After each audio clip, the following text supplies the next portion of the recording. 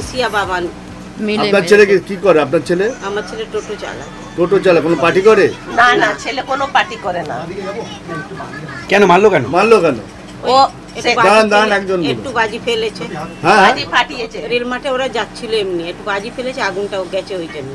কবে বাজি ফেলেছিল? মহলার দিন। তারপরে মেরেছে? কি চান আপনারা? ওর ফাঁসি চাই। কার? ঋষিরা বাবানের। ওদেরকে তো পুলিশ অ্যারেস্ট করেছে, আরো তো আছে অনেক লোক আছে, অনেক লোক আছে, অনেকটা 50-60টা ছেলে। হালিশহরে ফাঁসি না চাই আমাদের কাছে, ওকে দিয়ে দাও, আমাদের কাছে দিয়ে দাও ওদের। তারা সব এই কলে সব বাইরেকার ছেলে নিয়ে, মেয়ে নিয়ে, বউ নিয়ে থাকে রাত 2টো অবধি।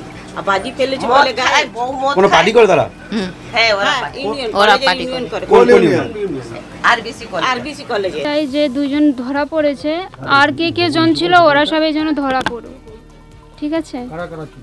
কারা ছিল আমরা জানি না, শুধু দুজনের নাম জানি, ঋষি আর বাবান। আর ওনার সাথে কে ছিল জানি না, ওরা ধরা পড়েনি। ওরাই মেরেছিল, রড দিয়ে মেরেছিল। সাংসদের এলাকা সাংসদ একবার এসেছিল। হ্যাঁ, না উনি হসপিটালে ছিলেন। কি করবেন দিদি? পরিবার তো রয়ে গেল, ওর উপরে ডিপেন্ডেবল ছিল। ওদেরকে অ্যারেস্ট করুন, অ্যারেস্ট করে যেটা হয় ওইগুলো করুন। পরিবার কিভাবে চলবে? আপনারা দেখুন, আজকে তাহলে আমাদের ছেলেপেলেরা আনন্দ করতে পারবে না? বেপারটা ছেলেরা এসে মেরে দিয়ে চলে যাবে। এই এই এই আমাদের স্বাধীনতা এই আমরা পাচ্ছি কেন? এগুলো হবে। আজকে আমার ঘরে ছেলে আছে, কাল ওর ঘরে ছেলে আছে, ওরা আনন্দ করবে না? হ্যাঁ, আর ঋষি দাঁড়িয়ে থেকে মার খাওয়ালো ছেলেগুলোকে। আমরা বিচার চাই, আর কিছু না। ঠিক আছে, নমস্কার। আপনাদের বিচার, আপনাদের বিচার নিয়ে আনন্দ করতে গিয়ে একটা দুর্ঘটনা ঘটে গেছে। ঘটনাটা একদম অরাজনৈতিক, ঘটনার সঙ্গে কোনো রাজনৈতিক সম্পর্ক নেই। এই দুই পক্ষই একে অপরের পরিপূরক এবং প্রত্যেকেই ওই এলাকার লোকাল ছেলে। এবং সেই ঘটনাটা ঘটে যাওয়ার পর গ্যালাক্সি হাসপাতালে নার্সিংহোমে ভর্তি ছিল। গতকাল 2:45-এর সময় গতটা এক্সপায়ার করে যায় ছেলেটি। তার মাথায় কিভাবে চোট লাগে।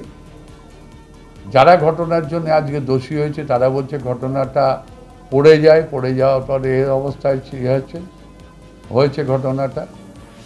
আমার এমপি সাহেব ওখানে ছিলেন, পার্থভূমি এমপি সাহেব ব্যাপারটা খুব গুরুত্ব দিয়ে দেখার চেষ্টা করেছেন এবং শেষ পর্যন্ত এক্সপায়ার করে গেছে। এটা খুব বেদনার। তার মা, তার পরিবারেরকে সান্ত্বনা দেওয়ার মতন কোনো ভাষা নেই। তবে আমরা এইটুকুনি বলতে পারি, আমরা প্রত্যেকটি পরিবারের পাশে। পার্থভৌমিক যেভাবে দাঁড়িয়েছে, আমার নৈহাটি পৌরসভা যেভাবে দাঁড়িয়েছে, আমরা তাদের পরিবারের পাশে, যাতে পরিবারটি অসহায় বোধ না করে।